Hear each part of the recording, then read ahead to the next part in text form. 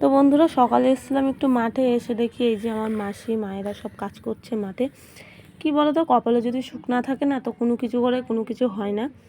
এই সারাদিন কাজ করে মানুষের 200 টাকা ইনকাম হবে সকাল 6টায় থেকে এই দুপুর 12টা পর্যন্ত। যাদের কপালে সুখ নেই তাদের মানে কোনো কিছু বলার ইয়ে নেই।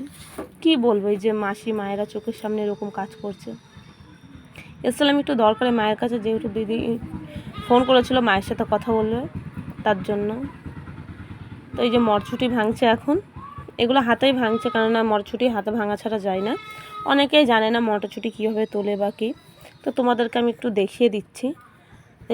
এটাই হচ্ছে মেয়েদের জীবন, যাদের কপালে অন্তত সুখ নেই। কি করার, এইভাবে এখন মায়েদেরকে দেখতে হবে। যতদিন মায়েরা থাকবে কাছে ততদিন। তোর জন্য মন বলে কিছু করি, যদি কিছু হয় তো এটাই। তো চোখের সামনে দেখছি আর ভাবছি কি জীবন মেয়েদের।